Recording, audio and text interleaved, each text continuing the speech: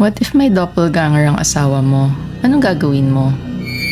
Ako nga pala si Kirsten Embro Osias, taga Baguio City. At ito ang storya ni Liam. Grade school pa lang si Liam ay may crush na siya kay Kirsten.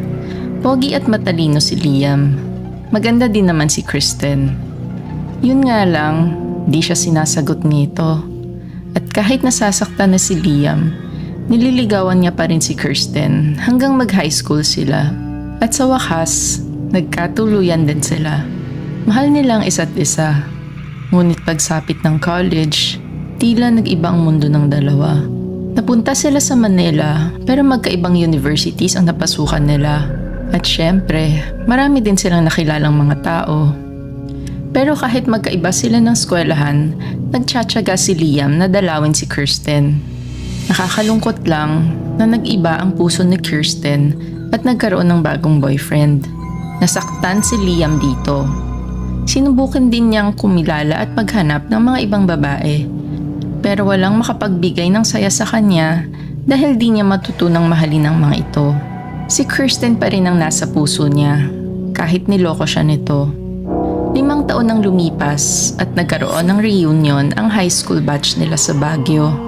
At parang pinagtadhana ng panahon, nagulat si Liam nang makita si Kirsten.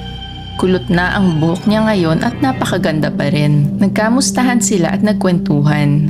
Ang tanging napansin lang ni Liam ay mas mabait si Kirsten ngayon. Ganun siguro talaga, isip ni Liam. Nahuhubog ang pagkatao mo habang nagmamature ka.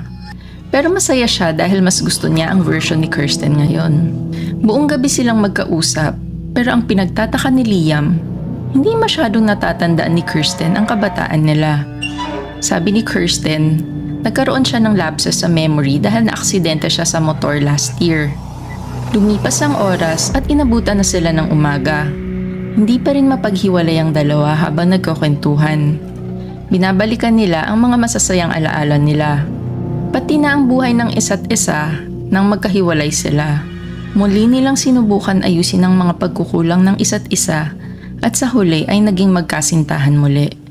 Makalipas ang ilang buwan, kinasal na sila at nagkaroon na rin ng cute na anak na si Ember. Kontento na sa buhay si Liam at wala nang hihilingin pa.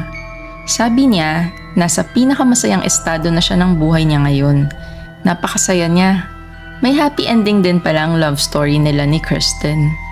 Makalipas ang 5 taon, nagkaroon muli sila ng reunion sa Baguio. Niyaya ni Liam si Kirsten kaso tumanggi ito at masakit daw ang ulo niya. Bumiyahe mag-isa si Liam papuntang Baguio. Ang balak ni Liam ay magpakita lang siya saglit sa mga classmates niya at uuwi din siya kagad pabalik ng Manila.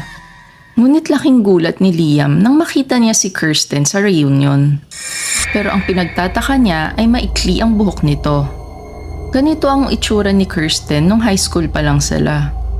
Ang asawa ko talaga, siguro gusto niya akong surpresahin, isip ni Liam. Napangiti ito kaya binati niya si Kirsten. Wow naman ang asawa ko, bagong parlor.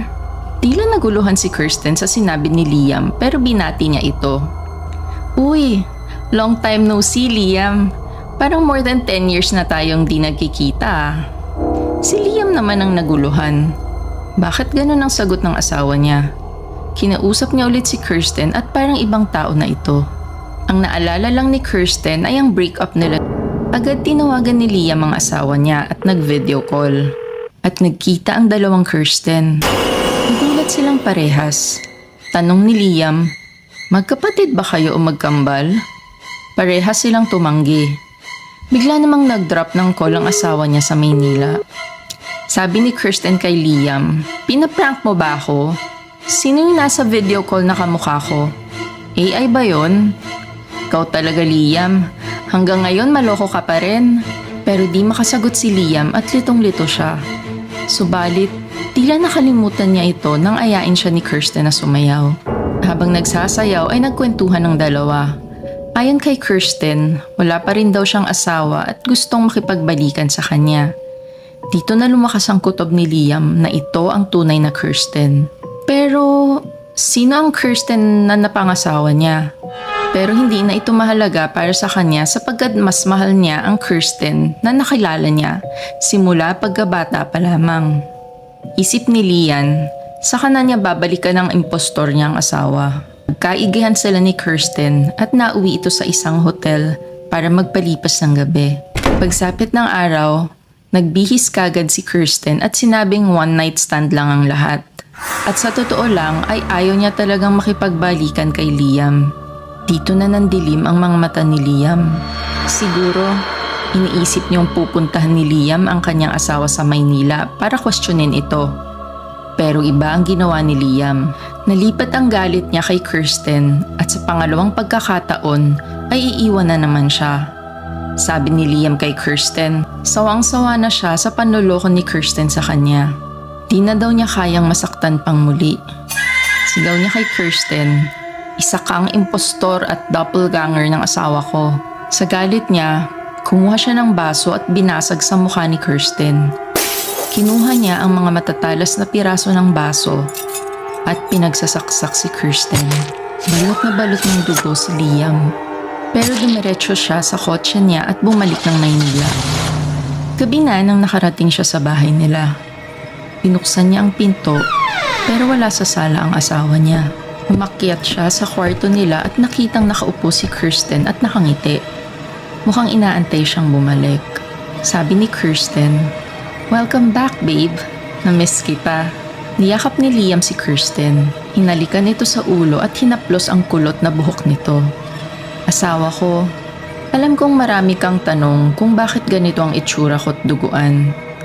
Mamaya ko na ipapaliwanag sa'yo. Pero ang tanong ko, sino ka ba talaga?" Di sumagot si Kirsten. Umiti lang ito at patuloy na nakatitig kay Liam. Nanlilisik ang mga mata ni Kirsten. Lumapit siya kay Liam at bumulong. "I can be whatever you want me to be."